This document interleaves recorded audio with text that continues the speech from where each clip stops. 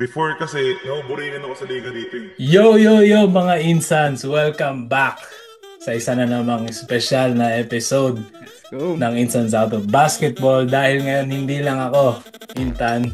And Jello, we have the first ever Filipino broadcaster play-by-play in the CEBL in the Vancouver Bandits. We have Kuya Renz and Kuya Hello, Harold. hello, hello! Welcome to the pod. Thank you guys so much for Oh, being part of the Insan community here. Maybe we should start. Like let's start lang po. Kind of like get to mhm. know you guys. But before we do, I don't know, Kuya Renz, if you're comfortable. Congratulations for Thank your you. second child here. Being a Yeah. dad is a hard thing. So congrats and kudos to that. But yeah, Kuya Renz, Kuya Harold, maybe we should start with Kuya Renz. Who are you guys? Tell us a little bit So, about yourself. okay. So, me and Harold, we're brothers-in-law. Our wives are sisters. So, brothers-in-law. Sa Pilipinas, sa Pilipino, tawag doon magbilas. Tama ba, Harold? Bilas, yeah. Yeah, in Bilas. Tagalog, it's Bilas. Bilas. Bilas, Yeah. yeah. And then si Harold and then lima silang nag-founder ng Batang Pinoy Basketball League. Mhm. So sila Harry, Ace, Adrian, Harold. Apat pala sila. So ako is I do the parang media coordinator. So ako Mm. yung nagpo-broadcast, ako yung nag-aayos ng mga guests sa podcast namin. Kayo po, Kuya Harold, like, what's your background po ba in basketball and like a little bit Um, about yourself po? yeah, background. Siguro dumating ako sa Canada 2018. Oh, So, lumaki ako. Ang childhood ko is sa Cavite, sa Imus. And then, half din ng mga teenage ko sa Manila na. And then, yeah, 2018, napunta ako sa Canada. And then, since then, sa basketball, yeah, lagi ako naglalaro dito nun. Nagliliga-liga. And Hanggang then, ngayon pa lagi, naman, di ba? yeah, hanggang Naliligo. until ngayon. now. Eh, nandito ako nakatira sa Suri. So before kasi wala sa Suri masyado na liga. Kaya Oh. gumawa kami ng mga friends ko rin yung yeah, sila Ace nga yung binanggit nga ni Renz. Si Ace, si Harry and Adrian gumawa kami ng liga dito sa may Pacific Academy, which is yung Batang Pinoy Basketball League. Nag-start siya noong November 2022. Oh, So so until nag-ulit now, siya. yeah, keep growing siya ng kasi parang before kasi nabuburingan ako sa liga dito eh. I mean, hindi siya tulad nung sa Pilipinas. So kami yung nag-start nung sa social media and then naka-live. And then yun nga, pag playoffs, andyan si Renz. Mayroon kami nag-i-interview din kami ng players, ganun. So Mm. hanggang sa lumaki na lumaki, before 16 teams siya nung season 1. Tapos previous 2 seasons, meron kaming 38 teams na. And then this summer league, meron kaming 26 teams. So medyo 26. nabawasan kasi summer nga. Summer, okay, So okay. ayun, kami na Renz magbilas and ano pa ba? May isa akong anak. Ay, pareho po Singer, pala kayong tatay. Uh, singer din yan si Harold. Singer. Singer rin po. Oo. ano Summer lang ka sa pa, summer. karaoke pag Ay, nakainom. karaoke lang. Sa ano po kami? Ako po sa ano sa choir dito. Sa may Nordvan po dati. Din lang. Mm, Doon kumakanta. Um, but sa Pinas po ba, like nagba-basketball na rin po talaga kayo ng todo or like parang pagpunta niyo po ng Canada like mas na humaling po kayo mag-basketball? Sa Pilipinas, ako mostly nakakapaglaro Mm. ng basketball. Pero nung college na, um, kasi hindi na ako tumangkad na lalo eh. So, mayroon makipagsabayan eh. So, sabi ko na lang dun sa college na, hey, if kailangan nyo ng assistant coach Oh. or um, analyst or scout, nag-offer ako. Pero, syempre, ang dami nilang mga seasoned veterans na doon. So, hindi nila ako kailangan. And then, dito na sa Canada, naglalaro pa rin. Pero, as age goes by, as years Hirap go na by, po. mahirap na po. So, I just focus on ako nagre-referee ako ngayon sa high school and basketball Oh. club games, mga iba't ibang club games. And Ano then, yeah. inahanap nyo lang po yung mga ganun na opportunity or Sa referee, yan naghanap ako kasi gusto kong maging part ng basketball community. mm, So, nag-referee ako 2023 ata o 22 rin yun.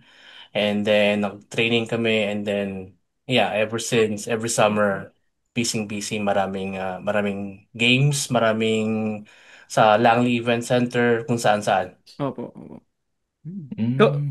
Kuya Harold, dito ka rin, like sa Pinas din, like Sa Pinas, basketball talaga ng, mahilig lang talaga ako sa basketball. So, mm, mga intrams, yun. Sa school, simula pa nung elementary. Hanggang, okay. pati nung nag-Philippine Airlines ako, may liga rin kami dun. Tapos Oh, doon nga ako na medyo na ano medyo may mga player of the game sa Kings of the Court, kung alam niyo yung liga na yun sa Pilipinas, sa Manila. alam mo yun, Sa Tan? Metro Manila, sikat yun sa Hindi Metro ko Manila alam. before. I mean, Okay. kasi yun yung may mga naka-videos pa, tapos naka-record lahat ng mga stats. So parang Oh, wow. doon ko inano yung sa Batang Pinoy din na parang okay siya sa social media. Parang yung mga ideas sa Pilipinas is in-implement namin Oo, dito sa dito sa BC. sa BC. Interesting. Yung mga Yeah. liga po ba dito, mostly hindi mga Pinoy yung nag-i-start? Or Madaming hindi, Pinoy Liga. Madami rin naman Pinoy Liga. kasi, well, kaya si Intan po kasi yung parang designated na mas alam sa Pinas, like, basketball. Kasi medyo bata pa po ako nung umalis ako dun eh. So, hindi ko po talaga alam yung parang environment ng basketball sa Pinas. Like, hindi man lang ako nagliga. Intan, di ba nagliga? Liga ka rin kasama yung mga iba nating Ano pinsan lang din. ako, liga ko lang nung high school lang din ako masyado. Nung Hindi college ba? na, wala na. Aral Ah, na. Yeah, araw so, na lang. wala din ako masyadong ano sa basketball sa Pinas. Oh. Yeah. So, yung liga po dito, like sabi niyo po medyo boring. Ano po yung sobrang iba sa liga niyo compared sa mga liga ng iba? Um, May Facebook Live kami. I think simula nung nag-Facebook Live kami, marami na rin na-inspire na ano, mag-live ng kanilang Oh, mga really? games. Mm. And then yung pag naka-Facebook Live kami, yung scores and time nakasync siya sa TV, sa Oh. broadcast. So, yun ang parang kaibahan namin from other Oh, Filipino basketball leagues. Like merong score that's it. and shot clock dun sa ano, sa tawag doon. Like sa live talaga po. Oo, sa live talaga. Oh, Sandali lang si Harold muna. Pero starting nung nagkaroon ng Batang Pinoy, halos lahat din ng mga liga dito nagkaroon na rin ng mga best nang player ganun of the po. game. Oo, yeah, nagla-live na rin. Kumukuha na rin ng mga videos. So, yeah, naiengganyo na rin talaga yung mga players. Lalo na Oh. sa mga mahilig sa Facebook. Ilan na po yung followers niya sa Facebook? Sa Parang Facebook? medyo malaki na po rin nung nakita ko. Hindi, 6.5. sarang sakto lang, parang 6.5K. That's not bad. Yeah, medyo taas na Yeah. rin. And hindi lang po, sabi niyo po sa Suri po siya, di ba? Sa Suri kami. Yeah, sa may Oo. Pacific Academy. Hindi po, like, I'm Every guessing Saturday. it's not Tigasuri yung mga naglalaro rin. Ay, Like, hindi. Meron kaming taga Richmond. Meron kaming mga taga Northbound din, Squamish. Squamish. to Squamish every Yeah, yeah. Sabado. Yung Sea to Grabe. Sky. Meron kaming Sea to Sky na team. Tapos may mga taga Wow. Langley. Tapos may Mm. mga iba, taga Abbotsford. May mga players kami from Abbotsford. And can you, like, kasi tinanong ko rin si Ethan nung bago mag-pod na parang, ano ba yung, like, paano ba makakapasok sa mga liga na ganito? Like, paano po, like, kunyari po, kami dalawa ni Intan, mag-start ng team. Paano po sa kami, like, magjo-join sa liga nyo? Just reach out. And then, um, kasi may mga teams na gustong mag-secure ng spot nila for next season. Apo. So, ang ginagawa namin is whoever pays the deposit, like half ng entry, Uh-huh. sila yung may guaranteed spot. Mag, Just reach out to the right person kung hindi lang sa amin liga but other leagues as well. Just reach out. That's the most important thing. reach out. And usually po, magkano po yung parang fee? Like, usually, like, let's say po sa liga nyo or sa ibang liga. Kadalasan is nasa 1,100 or 1,200. Mm. Yan lagi ang Tapos, ano. like, usually po. 213. Oo. Minimum how many games sa Elimination Harold? Mga 7 to 8 games, mga 7 ganyan to 8 lagi. games. So 7 to 8 weeks, basically. Yeah, ha, ha, Not ha. really. Okay. Oh, pero kasi kasama pa yung mga playoff, semis, Tsaka may and mga long weekends pa, so saka hindi yung kami mga long, yeah. lalaro ng long weekend. Okay, that makes sense. Tapos po, I'm guessing po dun, in terms of like, yung pag-fee nila and everything, there's like a prize pool po at the end. Like if they win. I Is that how think you, I trophy don't know. lang. Trophy lang. May trophy and then half. Half. Yeah, yeah. Meron kang 50% off for next season. I see. Okay. So it's more like parang recreational lang po talaga. Like yung mga Mm. liga-liga sa And then ganito. kasi ngayon, meron kaming like open division and then yung balik laro 35 plus. So for open division, we have Division 1 and Division 2. And then meron kang balik laro 35 plus. So meron kaming 3 champions sa kada season. Oh.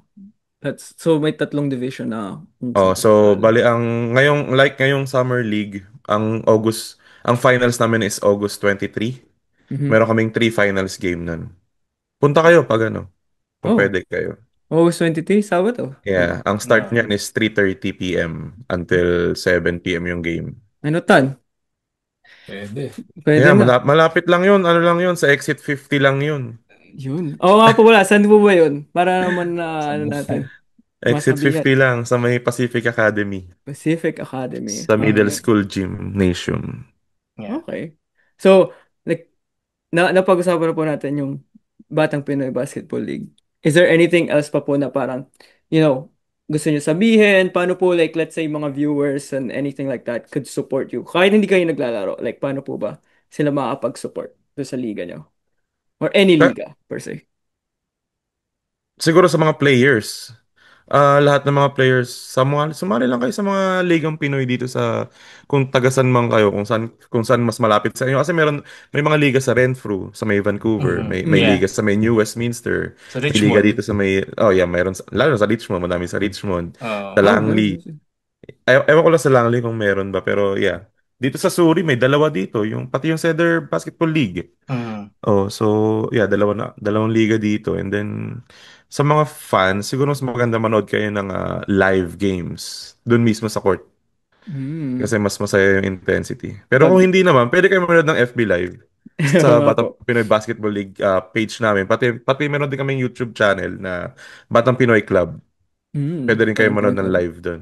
Kasi ano kami, every Saturday, 13 games, 2 courts kami. 2 courts. Bale, high school and middle gym. So yung high school gymnasium is naka-live siya sa YouTube channel namin, which is yung Batang Pinoy Club. Mm. And then yung MS, yung middle school, is naka-live sa Facebook namin. So, para kita mo yung parehong game. Okay, see. That's cool. Mm. Yeah, and I think one more thing to support is kung sino man yung sponsor ng liga, kahit sa anong liga, just support them para naman ma-inspire pa sila mag-sponsor Yeah. ng other seasons. Yeah. Oo, Yeah. yeah, yeah. Kasi parang Uh, nagiging commercial league na rin eh. Opo, Kasi uh, opo. madaming teams na sponsored ng mga businesses. yeah, Oh, true. Actually, really? yeah, Uh, actually before, yun din kasi ang idea din ni Ace nun na i-promote din yung mga Filipino businesses. I see. So, like, Yeah. yung mga team po na naglalaro, talagang may, yung mga jersey nila, branded po? mga Oh, iba, yeah. Yeah, Oh, like wow. mostly. Epic Grill Silogs, mga ganyan. So cool. Yung may Like, Salad Master, Realtors. may mga realtors din. Oh, wow. grabe. So, like, Tapos parang sila yung sila po yung nagbabayad ng mismo yung jersey. nagbabayad ng jersey, ganun. Oh. Depende sa usapan nila, pero Sa usapan nila, minsan kadalasan yung entry fee. Yan. Ako, Oh, I guess pag na-sponsoran na. Yung Tan, kailangan quota. natin Oo. gumawa tan. Yeah, kung gagawa yung team, sabihan niyo kami. Ayun. Kasi usually ang sumasali talaga sa amin, team na sila, team. Pero Opo. kung individual players, mag-chat lang kayo sa amin, tapos pwede Parang namin very, kayong gawan, yung mga gustong sumali individually. Pwedeng gawan ng buong team. Kasi nangyayari yan sa mga seasons namin eh. Parang pinagsasama-sama namin yung mga opo. Oo. gustong gumawa na walang team. Kasi may yung, instant po kami na dumating eh. yeah. Tangkad po Yeah, yun. gawa kayo. Mga taga North Van, no? oo. Ang layo Tan, ng may may, tanong may ka, Tan. mga taga, may mga taga Nordvan na po ba kayong, team? Meron Mga, yung Mambas, di ba? parang individually, hindi sila talaga lahat. So, may mga Okay. individual players na taga doon. Tan sakto, Mamba. Doon ka ba sasali? Gagawa na sana ako ng team eh. Naman. Eh, Tan, wala mo na sabi dyan. Sali ka na Ha? dito. Alam mo, may tanong ko ba ila Kuya Renz, Kuya Harold? Hindi, wala na. Wala Natanong na. ko na. Wala Natanong mo na. na. Yung ano, ay tatanong ko lang sana, yung sa ano, sa may tatlo po kayong division, di ba? Yung Yes. Yeah. 35 up po, 35 up lang po talaga yan. Oh, exclusive lang siya for 30, yung mga ages 35 up. So, Kasi baka yung mga hindi magaling eh.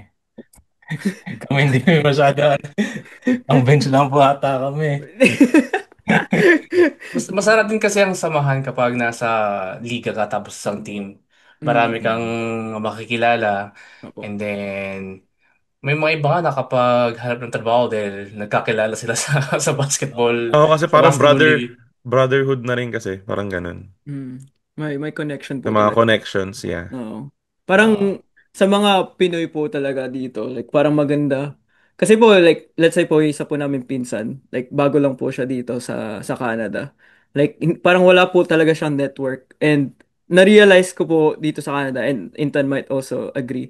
Like pag marami kang connection at network, like sobrang open ng opportunities mo like to yeah. anything work-wise, like life-wise, all that kind of stuff. Parang ang dami mo pong pwedeng kabayanihan, let's say, Mm. dito Na sa Canada. nag-connect kami ni Harold dahil nga yung asawa namin, well, dati mag-girlfriend kami. Doon doon kami nagkakilala sa Opo. basketball. At kasi Mhm. alam nilang magkapatid na mahilig kami sa basketball. So, nag-click kami kaagad ni Opo. Harold. Ako, share ko lang din tulad nga ng sabi mo, Insan. Kasi before, noong 2018 nga, bagong dating ako dito noon, parang ilang taon ako noon, mga 25, 26 years old. Tapos ang trabaho ko pa noon, casino. Tapos ang off ko pa, parang ang off ko pa noon is laging weekdays. Tapos lagi ako panggabi. So wala akong buhay, alam mo yun? Opo. Mm. Actually, Na, through basketball, dumami yung mga kakilala ko dito. opo, opo. Tsaka Parang, connection. Lalo na ngayon, sobrang dami ko nung... Minsan nga, hindi ko na sila kilala eh. Kilala lang nila ako eh. hindi mo na kilala. Manuunahan ka na. Ay, si Harold, sino ka? Yun po yung, I think, yun rin po yung gusto namin. Like, dito po sa podcast namin, na parang magka-community po talaga ng mga tao na parang magkakakilala, tas ganun po. And, hindi po namin talaga, hindi natin naisip, no, Tan, na like parang liga-liga. Na parang i-click supportahan at i-promote man lang in a way. So, I think this is a good start. Yeah, it's a good start. Yeah. Na parang, we give back and like, we kinda get the mga Pilipino to support the community. And, yeah. Thank you mga Insans for watching another Insans Out of Basketball. If you want more Cousin Talks, Subscribe to be part of our Hoop family. If you want more crazy takes, click on this next video.